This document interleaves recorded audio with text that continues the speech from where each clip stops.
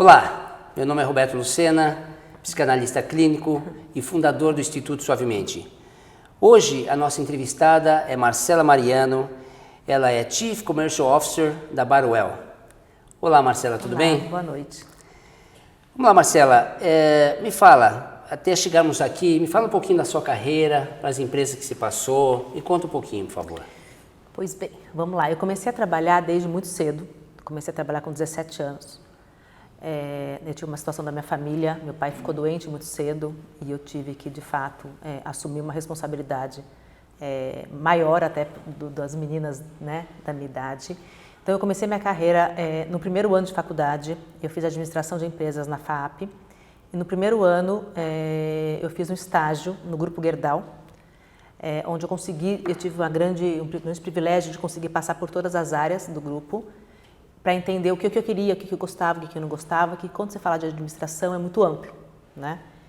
E aí, claramente, nesse um ano de Gerdau, eu olhei para a área comercial, né, como um todo, vendas, marketing, e me interessou mais. Então, eu acabei o estágio de um ano lá nessa área comercial, e foi quando eu quis, e nessa época meu pai, antes de ficar doente, ele era o responsável pela uma operação lá do grupo, e eu queria sair um pouco dessa história de ser filha, né, do meu pai e consegui um estágio na Siemens. Fiquei um ano na Siemens, na área de marketing, na parte automotiva. Depois a Siemens mudou para Salto de Itu e na época eu fazia faculdade.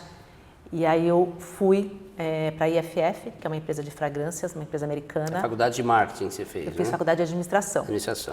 E fui para a IFF, fiquei 3 anos na IFF e foi quando eu comecei a entender que a minha carreira, eu já estava terminando a faculdade e eu estava entendendo que a minha carreira estava muito focada no B2B e eu queria, pelas matérias que eu tinha na faculdade, eu queria entender e conhecer o que era o mercado de consumo, né? Que a gente chama de CPG, né? Que é Consumer Goods. Uhum. E aí eu consegui, eu tinha um sonho de trabalhar na Unilever.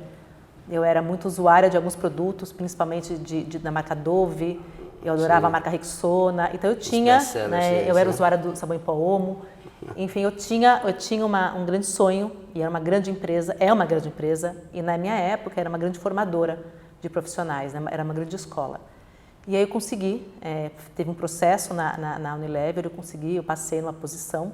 Qual posição? Eu comecei na área de vendas, na área de trade marketing, na área de Category Management, que chamava, e na divisão Elida Gibbs, que era a divisão de produtos pessoais. E comecei minha carreira na Unilever e fiquei 16 anos, então minha grande base formadora. Então na Unilever são várias empresas dentro de uma empresa, então eu fui desde produtos pessoais, depois eu passei pela área de home care. Vamos situar aqui o nosso pessoal que nos assiste, em que ano foi isso? Eu comecei na Unilever em 97. E saí da Unilever em 2013.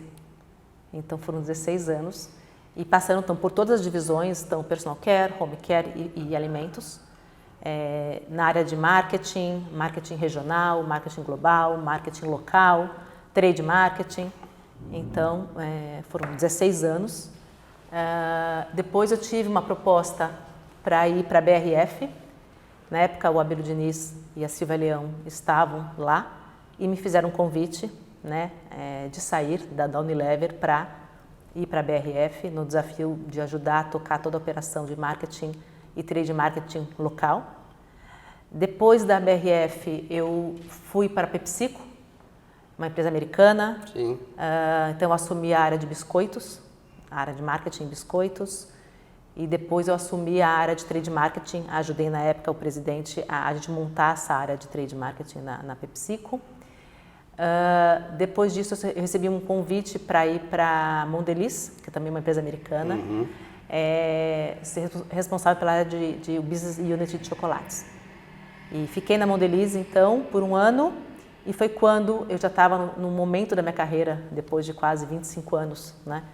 E eu queria me dar um momento, né, de fato, de parar um pouquinho, de repensar na minha carreira, mais de 40 anos de idade, então já estava no momento de pensar e foi quando eu tirei um sabático e para pensar um pouco na minha trajetória e dar um pouco mais de foco na minha vida pessoal, espiritual.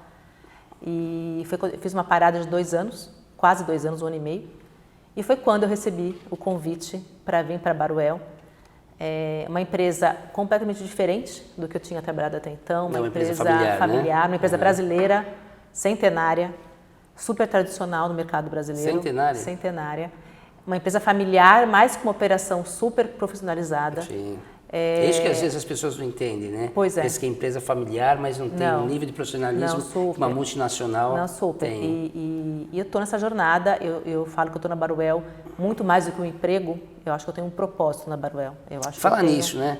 Um pouquinho desse mercado Baruel, desde o início da fundação, né? Que é uma empresa familiar, você já falou, e com a sua proposta dentro dela, seus objetivos, né? Então, tá bom. A Baruel, como eu falei, é uma empresa centenária, uma empresa que começou no ramo farmacêutico e depois o seu Silvio, que é o fundador, construiu uma marca, que é uma marca que é um império, no sentido de, é uma marca que é hoje líder da categoria de cuidados pédicos, que é a marca Tênis Pé Baruel. Sim.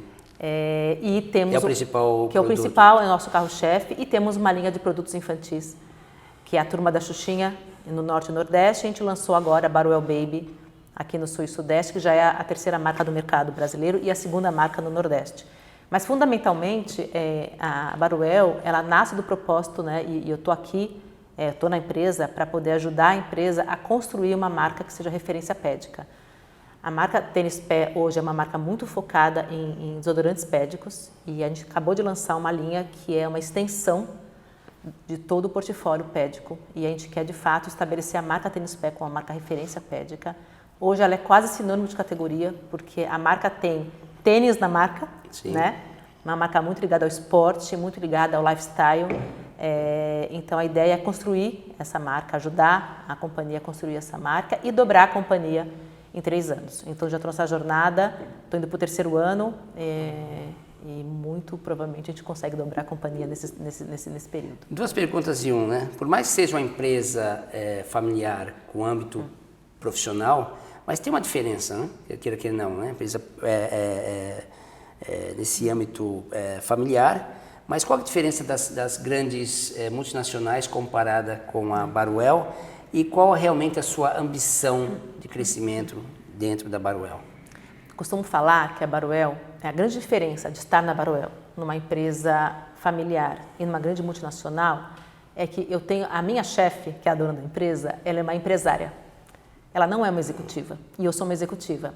Qual que é a beleza dessa história? Porque a gente tem muita experiência complementar.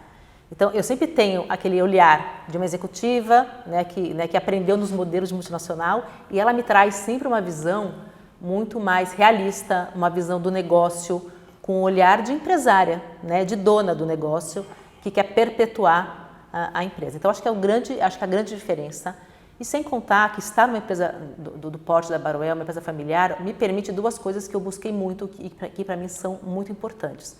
Que primeiro é fazer a diferença, né? O poder de realização. Eu acho que aqui na Baruel, por ser uma empresa menor, aqui cada funcionário conta. Aqui a gente está falando aí de quase de 300 funcionários, uma empresa com poucos funcionários. Então eu costumo brincar que cada um faz muita diferença. São 300 funcionários 300 hoje? Funcionários. Então um que não funcione dificulta a operação. Né? Então é uma engrenagem, exatamente. Então aqui eu tenho uma grande possibilidade de fazer a diferença. Então é um dos motivos que me faz estar aqui, que em empresas multinacionais você acaba sendo, por mais que você suba, você acaba sendo mais um, né? Que sempre tem layers e layers, sim. né? Então acho que aqui tem isso, e para mim eu acho que o poder da transformação. A Baruel, acho que aqui a gente está no processo, né, de formação de time, e eu estou vendo com prova viva assim um time que começou há 3 anos atrás, né? E o quanto essa empresa a gente está conseguindo investir em desenvolver as pessoas, em capacitar as pessoas, em formações. Então esse poder de transformação é muito importante. Coisas que numa multinacional você vivencia. Eu vivenciei isso na Unilever, vivenciei na PepsiCo, na Mondelez, mas acho que aqui é mais rápido. E aqui você vê a tua influência e o teu poder muito mais rápido. Então você faz mais diferença num espaço menor de tempo. Então acho que fundamentalmente a grande diferença. E você poder, obviamente, usar do que você aprendeu, né? Adequar um modelo, né? O que funcionou na Unilever não necessariamente vai funcionar aqui.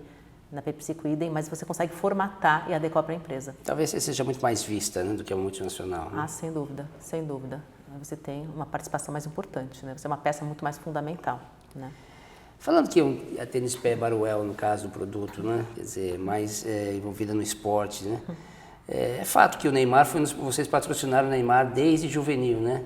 Isso trouxe algum benefício para a marca, né, associado com esse marketing mundial, que hoje é um esportista mundialmente conhecido, isso trouxe algum benefício para a marca? Super. Primeiro assim, a marca Tênis Pé, ela é muito ancorada no esporte.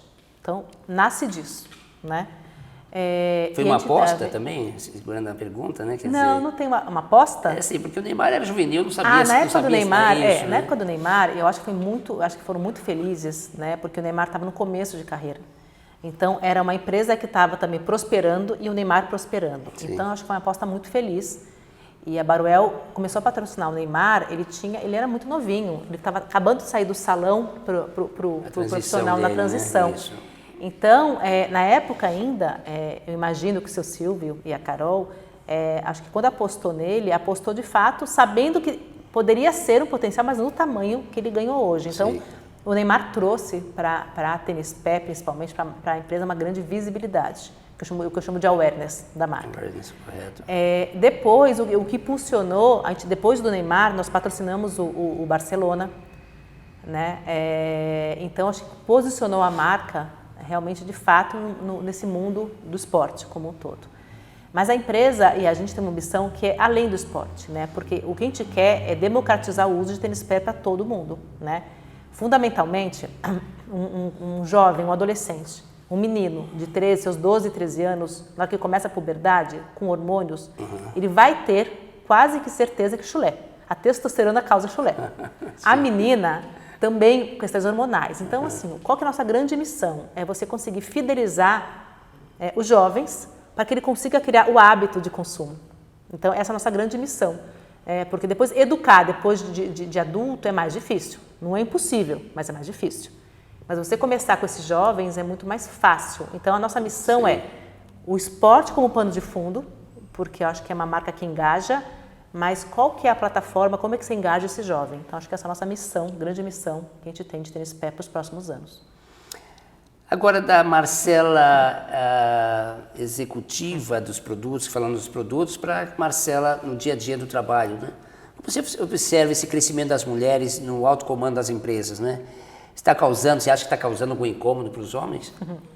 Eu acho que já é uma realidade. Né? Acho que não existe mais. Acho que se você falasse na década de 90, até poderia falar o incômodo. Acho que hoje é uma grande realidade. Obviamente... Intrínseco, eu estou falando. Então, isso que eu ia falar. Eu acho que depende do mercado e depende do segmento. Eu tive um grande privilégio, né, de trabalhar em multinacionais que sempre teve valores muito fortes com mulheres. Né? Então, a Unilever é uma empresa que preza muito, né, investe muito em mulheres. E a BRF, idem, a PepsiCo, a Mondelez. Então, esse mundo de consumer goods, de fato, é um mundo que abraça as mulheres muito mais facilmente. Eu não sei te falar de outros mercados. Eu imagino que o mercado financeiro é um pouco mais austero, o mundo comercial, né, de comércio é um pouco diferente, mas nessa indústria, né, de CPGs que eu falo, de entretenimento, eu acho que as mulheres estão ganhando um protagonismo muito grande. E para você ter uma ideia, na Baruel, nosso board, você tem que 70% são mulheres. A gente tem desde a CEO, que é a Carol, que é uma mulher, e temos mais três mulheres no board. Então, é uma empresa que predomina. Quando eu ponho área fabril e equipe de vendas, ainda fica um público muito masculino. Mas eu diria para você que o percentual de mulheres na Baruel é de quase 40% e no cargo de liderança, eu diria que quase que 60% a 70%. E essa mesma realidade eu vivi bastante na PepsiCo, vivi na Mondelez também, uma realidade muito parecida, e a Unilever acho que também é um benchmark aí no sentido de promover mulheres. Então, esse tema de mulheres é um tema super relevante, é um tema que é importante sempre ser falado, mas eu acho que é um tema que já é uma grande realidade, né? Então, já está existindo na balança, nesse mundo corporativo, uma equivalência, vamos dizer assim, entre homens e mulheres nos cargos? Nos assim, cargos, eu acho que existe, ainda tem muito caminho a ser trilhado. Em altos cargos? Em cargos de liderança, de liderança, correto. Eu acho que tem muito caminho a ser trilhado, mas eu acho que tem segmentos no mercado que isso já é uma realidade. Mas ainda existe a questão salarial, né? 2 cargos iguais e salários diferentes. Então depende muito do isso segmento. Não é fato, não? Então, dentro, de novo, desse mundo de bens de consumo, de CPDs, acho muito difícil você ter essa discriminação. E eu sei que é verdade isso em outros segmentos. Tudo isso que eu estou falando pelo fato da discriminação. Eu acho que essa discriminação no ambiente informal de trabalho, no ambiente mais de comércio, em outros segmentos, eu acho que ele é fato. Né? E tem números aí que mostram isso. Acho muito difícil no ambiente de multinacionais, não é nem pressão, mas com todo esse engajamento, com todo esse movimento no mercado, isso acontecer ainda. Não vou falar que não acontece, mas acho que é mais difícil ser percebido do que outros segmentos. Vocês têm alguma regra dentro da Baruel específica para isso? Não, a gente não tem uma cota. Mas uma regra, um olhar diferenciado nisso. Eu acho que, na Baruel, eu acho que foi quase que intuitivo. É meritocracia e ponto final. Existe meritocracia, mas acho que o ponto eu acho que é quase que intuitivo, né? Eu acho que acabou acontecendo. Tem empresas que fazem uma cota, né? Eu vi uma entrevista da Luísa Trajano, do Magazine Luiza, faz pouco tempo, e ela comenta que o começo lá do board dela, ela fez cota, né, que X% teria que ter participação de mulheres, e que depois a coisa foi sendo natural. Então, acho que depende da empresa, da cultura da empresa, sim, outras não. Na Baruel, eu acho que foi mais natural mesmo, acho que a coisa aconteceu, acabaram que as mulheres, né, tinham o cargo, né, a posição, e foram entrevistados homens e mulheres, e acabou que, por um fit, né, por uma adequação, acabou sendo mulheres. Não posso deixar de perguntar, esse mundo machista que ainda a gente vive, quer queira, quer não, nesse mundo, dessa carreira que você teve de sucesso, aliás, né, você alguma vez foi assediada? Não. E de novo, eu acho que eu tive o grande privilégio, de novo, de trabalhar em escolas, né, em multinacionais, com valores muito fortes, né. Eu diria para você que não passei nem de perto de sido assediada. Eu acho que 2 fatores contribuem também. Eu acho que a questão de estar no ambiente mais seguro nesse sentido, não que seja impossível, mas acho muito difícil. Quando você pega culturas americanas, né, como da PepsiCo e da Mondelez, compliance isso não existe, né? Isso aqui é inadmissível, né? São empresas que têm compliance muito forte. A própria Unilever é uma empresa anglo-holandesa com valores muito fortes, muito difícil. Eu acho que independente disso, eu acho que nunca passei e tive, de novo, a sorte de passar por empresas que tinham isso como valor muito fundamental. Perfeito. Falando agora um pouco mais de você, será que toda essa força que vem dentro de você não tem a ver um pouco com a educação que você teve dos seus pais? A sua educação foi rígida, né? Nas notas, performance como um todo? Como é que foi? Fala um pouquinho sobre isso, sobre os seus pais em cima de você, na sua educação. Foi rígido. Eu acho que assim, eu acho que tinha um combinado desde sempre com meus pais, né? Meus pais sempre falaram muito que o maior benefício que pudesse dar para mim, para minhas irmãs, era o estudo, era a educação, né? Quis não estar aqui depois para o resto, né? Mas fundamentalmente tinha que ter educação. Então, era aquele negócio, né? Você tem que ir bem. Depois, o restante, né? Primeira obrigação, depois você vai fazer a diversão. Então, isso era muito forte na minha casa. Então, eu era assim, cobrada, né? Repetir de ano, não existe a história de repetir de ano na minha casa, não existia isso, né? Então, sim, fui cobrada, mas de uma forma, como acho que aquele negócio, né? Combinado nunca sai caro. Sim. Eu acho que essa era a regra de casa, mas sim, eu acho que tem uma questão de uma disciplina, né? Eu acho que um dos fatores que me acompanham muito, e é muito minha marca, é que eu sou muito disciplinada. Eu acho que essa questão veio muito da minha casa, né? De fato, de se comprometer com as coisas desde muito cedo. Então, acho que isso ajudou. Então, essa educação teve, sim, esse lado da muito rigidez. forte. Foi. Mas eram presentes ou algum lado das partes, seu pai ou mãe, eram ausentes de alguma forma? Assim, os dois muito presentes. Meu pai era um executivo que viajava muito. Tinha uma certa ausência ali. Tinha, mas ele compensava muito na volta, no retorno, né? E as separações, a gente fala, né? Então, mas eu sentia muito, ele era um cara de muito diálogo, né? De conversas, de muita proximidade. Então, não era uma pessoa do afeto, de pegar, abraçar, beijar, mas era uma pessoa Tinha um distanciamento? Não era dele, mas tinha uma questão muito forte de querer entender como é que eu estava, de conversar. E minha mãe também muito próxima, então essa foi mais ou menos a estrutura da minha casa. Entendi. Você tem 2 filhos, né? 2 filhos. Por lado dessa rigidez, né, pode ter ajudado muito na sua moldura profissional, que você é hoje, né? Mas você não acha que com a somatória da rigidez na educação na infância, com a combinação da responsabilidade do autocomando como executiva, dedicando horas e horas no trabalho e viagens, pode de alguma forma ter prejudicado, comprometido a educação dos filhos? Quais as consequências disso, né? Sente alguma culpa ou culpa alguém? Eu acho que toda mulher que trabalha e que tem uma carreira como a minha, acho que a culpa, ela é nossa amiga aqui, né? Ela caminha com a gente. Eu acho que você vai entrevistar 10 mulheres, as 10 mulheres vão falar que sentiram culpa de alguma forma. Eu sempre tive, como eu falei, uma clareza muito grande. Eu tinha uma frase do meu pai, que ele falava, que para mim ela é muito importante, eu acho que ela fundamentou muito a minha vida, que era a principal independência que eu podia ter na minha vida era a minha independência financeira. Por quê? Eu, com uma independência financeira, podia fazer a escolha que eu quiser da minha vida, né? Então, isso para mim foi muito presente. Então, eu tinha muita clareza como eu queria trafegar com a minha vida. E eu tive também a sorte de ter sempre pessoas que me apoiaram muito, né? Então, o pai dos meus filhos foi uma pessoa que de fato me ajudou muito. Eu não ia conseguir fazer isso sozinha. Então, enquanto eu viajei muito, então ele estava muito presente. Toda a família, né? Os avós, tanto do lado dele quanto do meu lado, as tias muito presentes. Eu tenho 2 funcionárias que estão comigo, uma há 20 anos, a outra há 18 anos. Então, eu sempre contei com essa rede de apoio muito forte para conseguir me ajudar. E quando eu estava presente, sempre procurei ter momentos de qualidade com meus filhos. E para mim, o principal ponto, daqui a pouco, né, eles maiores, que eu vou certificar que deu tudo certo, é quando eles olharem para mim e terem orgulho da mãe que tiveram, da história que eu tive. Quando eu vejo 2 meninos hoje super educados, super comprometidos, meninos do bem, então acho que isso começo a entender que fez sentido. Algum deles faz terapia ou fez terapia já?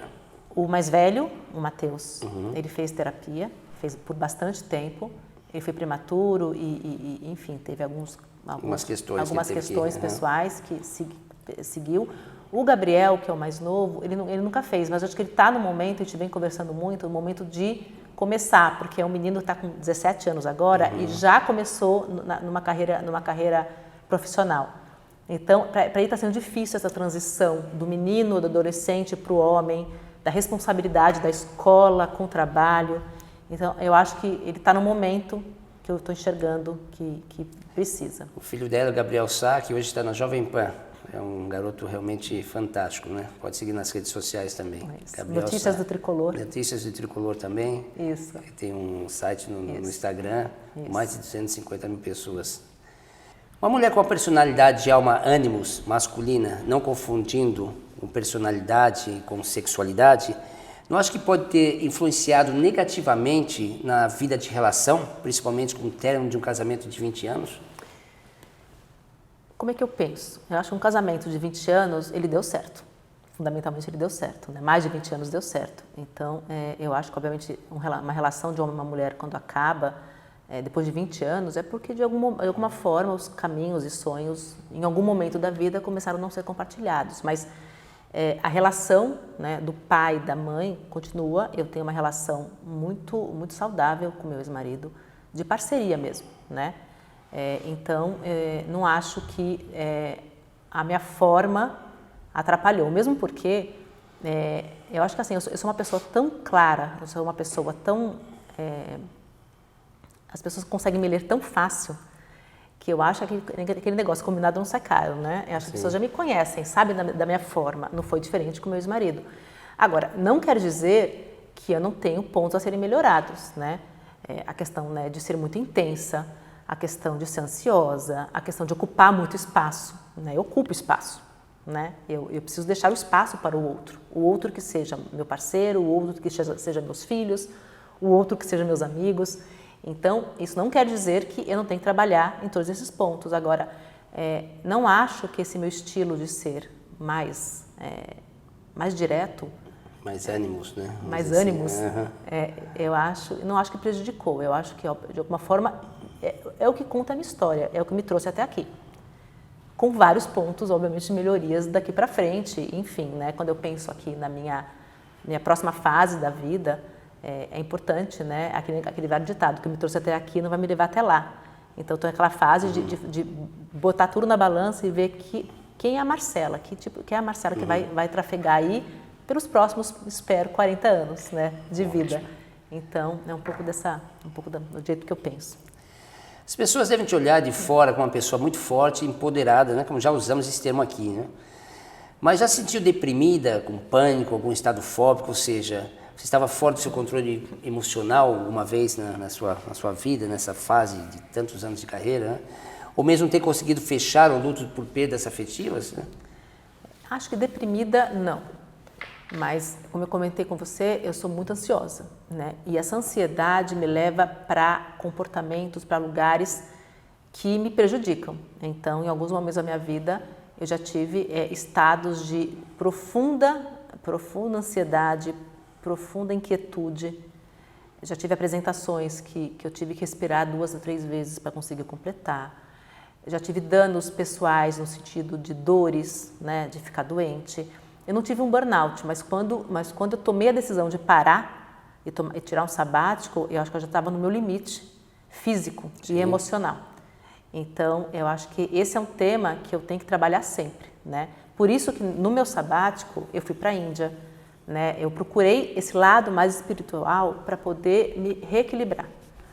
E hoje, a minha volta para o mercado executivo na Baruel, esses últimos 3 anos, eu tento colocar isso muito na balança e tentar sempre me corrigir. Então, é um tema que eu carrego. Eu sou ansiosa, ponto. Mas o ponto é como eu consigo destravar e conseguir esse equilíbrio, né? E não trazer para casa e conseguir sempre o esporte, por exemplo. O esporte é uma forma com que eu, de fato, diz que é uma válvula de escape, né? Então, eu sou até exagerado um pouco, mas quando eu vou lá fazer minha bike, vou para academia, é a hora que eu desconecto. Então, eu tenho que ter esses momentos para mim, esses momentos de fuga, para mim, comigo mesma. Você acredita na terapia, né? E acha que te ajudou em algum tempo da sua vida? Me fale os pontos principais que a terapia ajudou ou tem te ajudado. Super, eu sou muito fã de terapia. Eu já fiz, como eu te comentei, ao longo da minha vida, né? Então, já fiz a freudiana, Jung, já fiz o TCC, já fiz psicanálise. Então, para mim, em vários momentos por vários momentos, dependendo do tema, eu recorri, né, a terapias. Então, para mim, me faz bem. Eu acho que... E faz até hoje? Eu dei uma parada no último ano, porque eu tive um tema de resolver focar em outro tema, mas claramente preciso voltar. Porque eu acho que, de novo, eu acho que o autoconhecimento, a terapia nada mais é do que você conseguir fazer um autoconhecimento. Na hora que você tem um autoconhecimento, você consegue entender quais são teus triggers, quais são, né, os teus limites, suas questões, e você consegue gerenciar melhor, né? Então, a busca do autoconhecimento, para mim, acho que ela começa, ela tem que te percorrer ao longo da vida, porque conforme você vai envelhecendo e você vai ficando mais madura, você vai tendo outras questões, né? Então, para mim, ele é fundamental. Tem sempre para mim a questão de qual que é o limite, né, de você ficar dependente disso ou não. Sim. Eu tenho amigas que acho que ficaram mais dependentes. Eu sempre busquei ter uma relação com a terapia muito saudável, né? Então, na hora que eu vejo que a coisa já começamos a rodar em ciclo, eu paro, mas sempre volto no ciclo, né? E com temas. Então, para mim, a minha evolução e como eu me projeto estar daqui a alguns anos, ela tem muita ligação com esse meu autoconhecimento e minha evolução de vida. Então, eu sou muito fã da terapia como um todo.